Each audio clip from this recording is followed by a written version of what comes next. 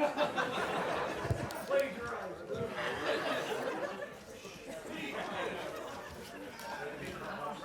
right. Taking the papers together. All right. 7 pages, Uncle Jack. 7 pages. All right. Ladies, gentlemen, B's, T's, and your Q's. All right. So first and foremost,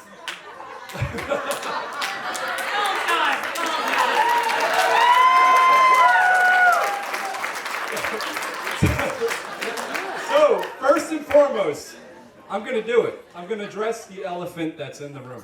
I'm going to do it, okay? Let's face it, there's going to be a lot of parents that have to go home today and explain to their kids what just happened. We were just at a wedding that was officiated by a woman. I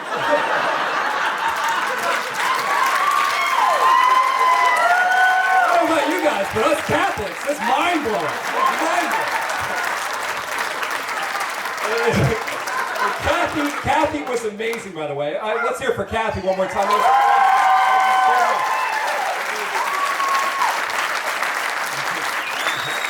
It was, honest to God, it was fantastic to have this marriage inside of a real church. It was nice. It really was. So where did it start? Well, I met Molly sometime in the late 80s.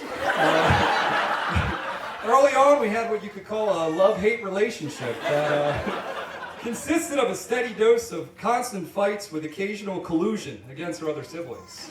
So, honestly, it wasn't until high school that I actually called Molly a friend. We had an almost realization moment, like that in the movie Step Brothers, where we looked at each other like, did we just become best friends? We were super close from there on out, and that was when Molly decided to drop the bomb on me. Yep. I'll never forget it. We were at college at the time, and I was going to visit her that weekend. I was walking home from class when my phone rang, and we chatted per usual. And then right at the end of the conversation, in Molly fashion, she was like, oh, now it's time to do it. Yeah, so she goes, hey, before you go, there's something you should know that people already here know. I'm gay. Of course, thinking she was joking, I made a few inappropriate comments and slurs. Yeah. Kind of like the stuff you'd hear at a Mike Pence family barbecue. And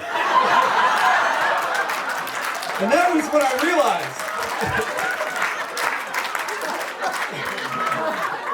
That was when I realized my phone had cut out. And right before the rant, honest to God. And this is a true story, I'm not kidding.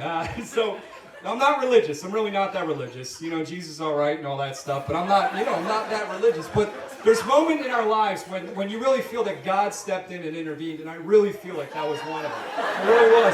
He cut my phone out, because I went out there. And honestly, I had enough time to gather myself and let the realization that all those years of her playing with G.I. Joes instead of Barbies, and playing football instead of dress up, and it might have been more than just a phrase, and a phase, and she wasn't just a tomboy, So I called back in about 5 minutes, and I told her the first thing I knew to say. I said, it's all good, buddy. I love women, too.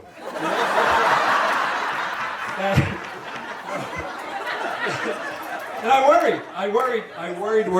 worried a lot more about my little sister. And I always will after that day, Molly. I always will. Honest to God.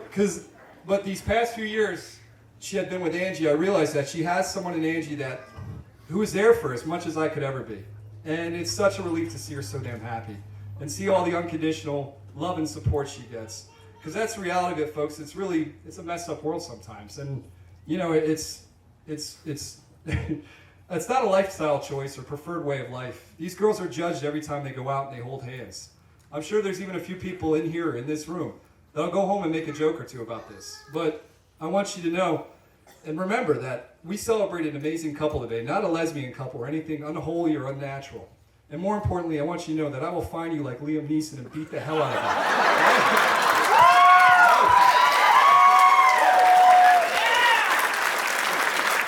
Molly, Angie, I'm so honored to have been part of this beautiful, beautiful union, and even more honored to have you both in my life. I love you both so much, and I'm honored to be here with both of you, all right? So let's raise our glasses to the bride.